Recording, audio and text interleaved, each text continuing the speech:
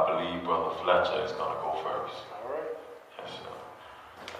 And I wonder will you be ready when it's time to go. That's a great message from the man of God on today. Will you be ready when it's time to go? Because definitely, surely it's appointed unto man once to die, you know. Will you be ready when it's time to go? How's everybody doing? Everybody doing? Give yourselves a round of applause for coming out tonight. Hopefully this will be a start of something very big.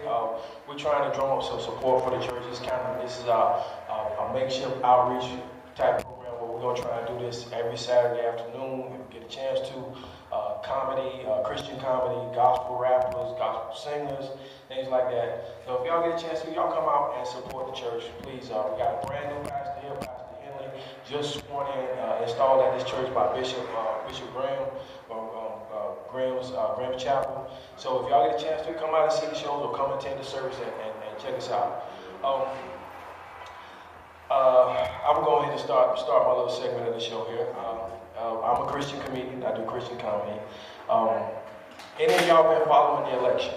Any of y'all been following the new election that's going on? Y'all know we might have another black president, right? Y'all been paying this attention? We might have another black president. No, Herman Cain, he's tearing the polls up right now. And the only person that's close to him is like Michelle Obama. But they say she got like real bad like medical issues where she gets these real bad migraines. Where she gets these real bad migraine headaches and stuff. And no, she's incapacitated for like days at a time with migraine headaches. And I was thinking to myself, what if there's a national emergency? President Bachman, the terrorists just attacked us again, President Bachman. And then she's like, not right now, Congress, I got a headache. No, can't have nobody like that in the White House. Then of course we got Mitt Romney. We got Mitt Romney and Ron Paul, Mitt Romney and Ron Paul and all of them. That's also, but Mitt Romney, he's they say he's a pretty boy. They don't think he's too serious about his job. They think he's a pretty boy. And you got Rick Perry. Rick Perry is he's like super duper Mitt Romney, and no, I don't think that he takes his job too seriously because he gets up there and forgets things, So also there's Ron Paul. Well, Ron Paul, I think he's kind of like too soft to be president. Have you seen any of these debates? You seen the debates on TV? He sounds like Mr. Rogers, doesn't he? Sounds like Ron Paul? Sounds like Mr. Rogers? Okay. He gets up there in the debates like, it's a beautiful day in the neighborhood, a beautiful day for a neighbor. Would you be mine? Could you be mine? Hey, you over there, Wall Street, stop stealing from us, Wall Street. Hey, you over there, that Fortune 500 company, hey, stop sending all our jobs overseas like that. They're not taking them seriously. They're not taking them too seriously. So, I know this may seem easy, but it's not. Stand-up comedy, it's not that easy to do. I know from first-hand experience that it's not that easy. It may seem like we just get up here, tell some jokes, and sit down, but it's kind of difficult. I know from first-hand experience because my ex-girlfriend's cousin tried to do comedy a while ago. He did not do well at all. He didn't do well at all. All of his material had to do with me getting like shot or stabbed or run over or blown up. He really didn't like me. Me and his cousin was on bad terms at the time. That's why he talked about me like that. We had just broke up. But for some reason, his material went over good with like family gatherings and family reunions, stuff like that. But when he tried to take the show on the road, he left the audience wondering, well, who is Duane? Who's this Duane guy? That's what everybody's wondering. So it's a free country. I couldn't do anything about it. You say what you want to say about people. So he went around telling his Duane jokes for about a year. And then next thing I know, I heard that he was in jail. And he got like a real bad sentence, like an 8-year sentence. And I was like, wow, that's pretty bad, 8-year sentence. That's not funny. That's not funny. I didn't think stuff was funny. I didn't think any of this stuff was funny either. But the Lord works in mysterious ways, because now he's in prison and I'm the one telling the jokes. So anyway, I'm gonna tell y'all a little bit about myself. Okay. I have a little small media company here in town. Fletcher Community Media, that's me, Fletcher Community Media. I do documentary films, magazines. I also do marketing and business consulting. And to get people to come to the shows, I called around to a couple of different people to invite them to come to comedy shows. And I called this one couple that owned a restaurant out by Mayport. I was going to invite him to one of the comedy shows, and I got his wife on the phone, and she was like, "Oh no, baby, Mr. Wilson can't come to no comedy show, baby." I said, "Well, why not? Why can't he come to the comedy show?" And she's like, "Well, Mr. Wilson just had neck surgery. He can't come to no comedy show." And I was like, "Neck surgery? Well, can you tell him that I called? Could you at least tell him that I called?" And she was like, "Well, no, baby, I can't tell him that you called. I'm not even gonna tell him about no comedy show.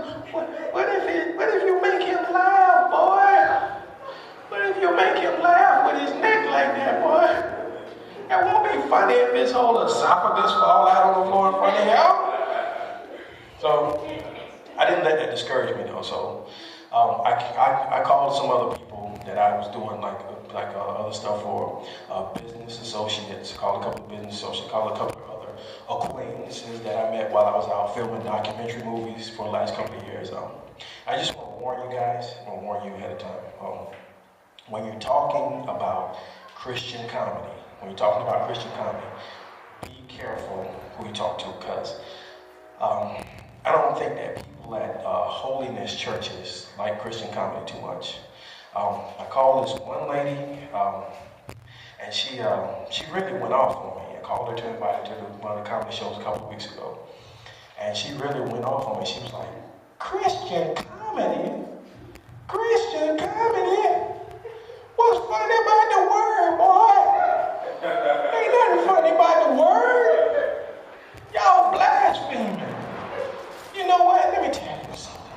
You know what? Y'all worse than them gospel rappers. You worse than them gospel rappers. You're going to have people in the church doing the stanky leg, boy. The stanky leg ain't got no business in the church. You're supposed to be listening to Shirley Caesar and the Whiners. You ain't supposed to be listening to no Kirk Franklin. And who Kirk Franklin think he is anyway? With his hat all turned to the side and his skinny jeans on, and he know he about 50. Oh. Well, some people are fanatical. Some people are fanatical like that. I don't know if y'all might have seen this in the news, but there's a story on the news about these Muslims at this college up north, and they're arguing back and forth with the college chaplain. They don't feel as though they get enough prayer time at the college chaplain, and they have suggested that the clergy remove the crucifix from the wall whenever they come in to pray. They want the crucifix off the wall whenever they come to chapel to pray. Now, I don't know if you notice or not, but Muslims, they pray like 5 times a day. They put down the rug and they pray to the east and stuff. So this is going to, of course, be too time-consuming for the clergy, so they have deemed it ridiculous. And, Christians, we're not like that. We good with 1 day a week. We come in 1 day a week. We were going to church. Oh, thank you, Lord, for letting me wake up this morning. Forgive me of my sins, Lord. Thank you, and I'm gone. And that's it. Put some money in the tithe. That's it. We're good 1 day a week. 1 day a week. That's all we need. So Let me ask y'all this. Any of y'all donate to charities? Charities. You donate to charities? Okay, all right. Well, I started my own charity. And I want to tell y'all a little bit about it.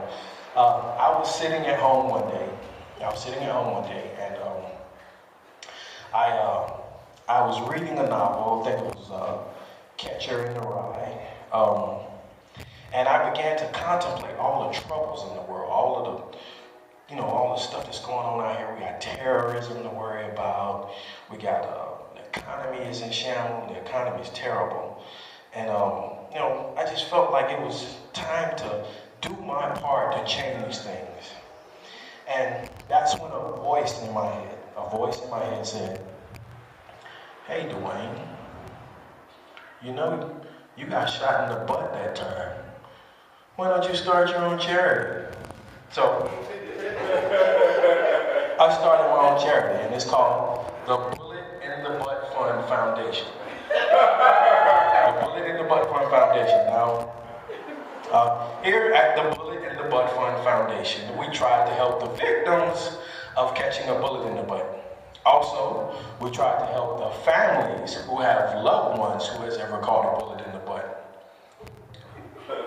Oh, Lord Jesus, help me, Lord. My grandson done caught a bullet in the butt. Oh, Lord, help me, Lord. Take me now, Lord, take me now. Now, these situations, they arise more often than you might think. Now, you know who these people are. But instead of helping them, you whisper behind their backs.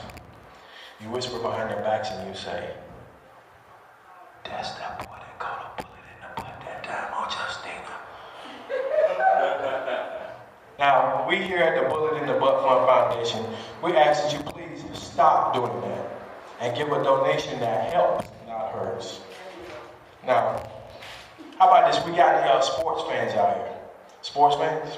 You like sports? Anybody go checking out this? You know who Tim Tebow is? You heard Tim Tebow? Okay. He used to play for the Gators. Tim Tebow used to play for the Gators. Was not drafted by the Jaguars. Will Tim Tebow make it to the Super Bowl without the help of the Jaguars? It's taken on like a life of its own. It's like a soap opera now. And something strange happened a couple of weeks ago. I don't know if y'all was checking this out, but the Broncos were playing against the Miami Dolphins. Now, 4 minutes to go, fourth quarter, Tim Tebow scored two touchdowns, and came back and beat the Dolphins.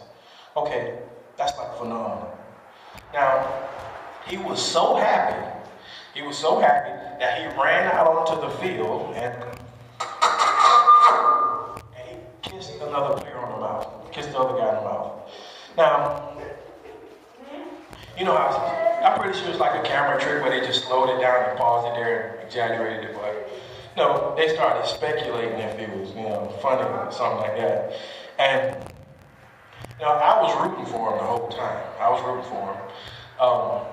When the last couple of seconds was ticking off, and I was like, yes, no! No, Tebow, man. Don't give them something to say, man. Don't give them something to say about you, Tebow, please, man. Oh, man. Now they're going to crucify you, man. They're going to crucify you, Tebow. Now I need a hug. So, what about this other stuff? What's going on? Has anybody heard anything about this Justin Bieber stuff? Justin Bieber? You know who Justin Bieber is? Baby, oh. Okay. Justin Bieber. All right. Now, what's he like? 10? He's like 10 years old. 10, 11. 18. She's like 15. He's like 15. Well, the girl that's supposedly pregnant from him or whatever, she's demanding. She's 20 years old. He's 15. She's demanding that he pay child support. Now, and I'm thinking in my mind like, when is she gonna spend the money when she gets out of jail? That's like a statutory rape charge just waiting to happen. Now imagine what that's gonna sound like in court. Oh, Your Honor, last year I molested Mr. Bieber in the bathroom, and I got pregnant. I think about $1,000 a week should cover it. That's when the judge got to take over and say, bailiff, could you please get her out of here? Thank you. What about this Michael Jackson stuff that's going on? Anybody been checking that out? Michael Jackson? Michael Jackson? No? Michael Jackson? Okay, all right, okay, all right. Yeah, exactly. 4 years, that's all they got. Maximum 4-year sentence. I said I was not gonna tell no Michael Jackson jokes. I really tried to. I said I wasn't gonna tell no Michael Jackson jokes, but the thing is, it's something that needs to be said, and I'm gonna say what y'all scared to talk about. I'm gonna say what y'all scared to talk about now. Now, it was something wrong with Michael Jackson. Okay? There was something wrong with that man. Can we agree on that? Can we? Okay. With all the skin bleaching and the nose jobs and all the facelifts, it's just a matter of time before one of these procedures went wrong. Just a matter of time. And actually, I think that Michael Jackson got off lucky because there was a good chance that he might have been a pedophile. So I think that he's lucky that one of those children's fathers did not walk up to him and and just get it over and end it right there like that. He would have been on the ground dying and been like, how did you know it was me?